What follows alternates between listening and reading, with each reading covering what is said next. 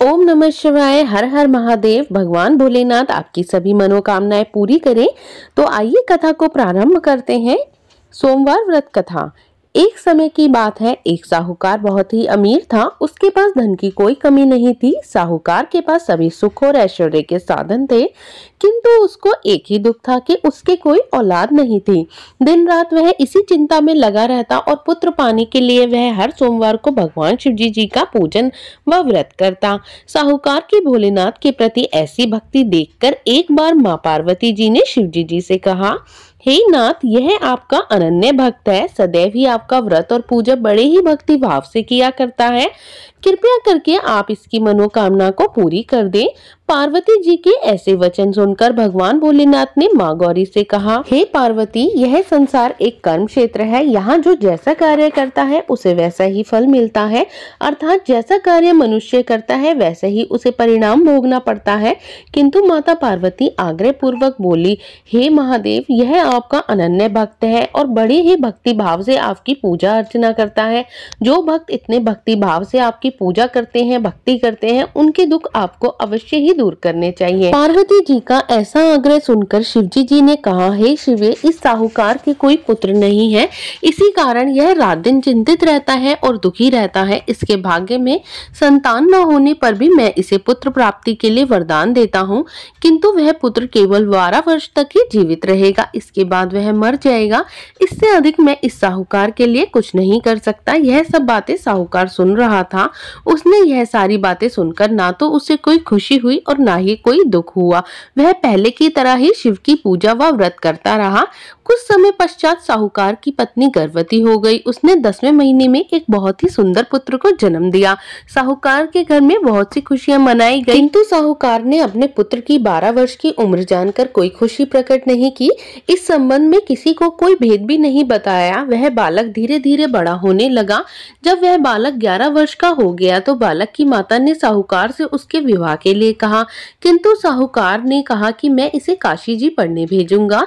साहूकार ने अपने साले को बुलाकर कहा कि तुम इस बालक को काशी पढ़ने ले जाओ और विधिवत शिक्षा ग्रहण कराओ। साहूकार ने उसको बहुत सा धन देकर कहा कि रास्ते में कहीं पर भी जहाँ भी ठहरो, यज्ञ और ब्राह्मणों को भोजन कराते जाना। इस प्रकार वह दोनों मामा भांजे रास्ते में यज्ञ करते, दान देते व ब्राह्मणों को भोजन कराते जा रहे थे। रास्ते में एक शहर पड़ा। उस शहर में एक राजा की कन्या का विवाह था। एक अन्य राजा का लड़का बारात लेकर आया था, लेकिन वह एक आंख से काना था। लड़के के पिता को इस बात की बड़ी चिंता थी कि कहीं वर को देखकर कन्या के माता पिता विवाह में किसी प्रकार की अड़चन न डाल दें। इसी कारण उन्होंने साहूकार के अति सुंदर बेटे को जब देखा तो उनके मन में यह विचार आया कि क्यों न विवाह का कार्य इसी लड़के से पूरा करा लिया जाए। यह विचार कर उसने लड़के और उसके मामा से कहा, यदि आप फेरे और कन्यादान का कार्य पूर्ण करा देंगे तो आपकी बड़ी ही कृपा होगी। इसके लिए हम आपको बहुत सारा धन देंगे। साहूकार के लड़के और उसके मामा ने इस बात को स्वीकार कर लिया। विवाह का काम भली प्रकार से पूरा हो गया। जब वह लड़का जाने लगा तो उसने राजकुमारी की चुनरी पर चुपके से लिख दिया कि तेरा विवाह तो मेरे साथ हुआ है, लेकिन जिसके साथ तुमको भेजा जाएगा वह एक आंख से काना है। मैं काशी जी को जा रहा हूँ। राजकुमारी ने जब यह लिखा पाया तो उसने राजकुमार के साथ जाने से इनकार कर दिया और कहा, यह मेरा पति नहीं है। मेरा विवाह जिसके साथ हुआ है वह काशी जी गया है। राजकुमारी के पिता ने जब यह सब सुना तो उसने कन्या को विदा करने से भी इनकार कर दिया। बारात वापस चली गई। उधर साहूकार का लड़का और उसका मामा काशी जी पहुंचे, जहां लड़के ने पढ़ना शुरू किया तथा अपना अतिरिक्त समय मामा भांजे यज्ञ और दान आदि में व्यतीत करने लगे। इस प्रकार कई महीने बीत गए। जब लड़का 12 साल का हुआ तो उस दिन लड़के के मामा ने यज्ञ का आयोजन कर रखा था। अचानक ही लड़के की तबीयत खराब हो गई। लड़की के मामा ने कहा कि तुम अंदर जाकर सो जाओ, और लड़का अंदर जाकर सो गया। थोड़ी ही देर की बाद क्या हुआ कि लड़का मर गया। जब लड़के के मामा ने देखा कि वह मर गया है तो वह बहुत ही दुखी हुआ। उसने सोचा, मैं पहले यज्ञ का कार्य पूरा कर लेता हूँ। फिर उसके पश्चात उसने रोना प्रारंभ कर दिया। वह जोर जोर से रो रहा था कि तभी संयोगवश वहां से शिवजी जी और माता पार्वती पार्वती जी जा रहे थे। पार्वती जी ने भगवान भोलेनाथ से कहा, हे नाथ, यह कोई दुखी व्यक्ति रो रहा है, उसके कष्टों को दूर कीजिए। जब भोलेनाथ और माता पार्वती जी वहां पहुंचे तो उन्होंने देखा कि एक लड़का मरा हुआ पड़ा है। तब पार्वती जी ने उसे देखते ही लड़के को पहचान लिया।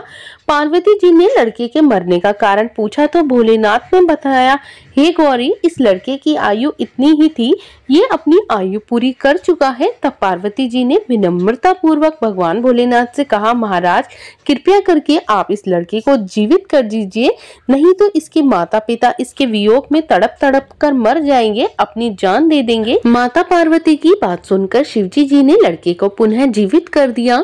शिवजी की कृपा से लड़का जीवित हो गया। शिव शंकर और पार्वती जी शिव धाम चले गए।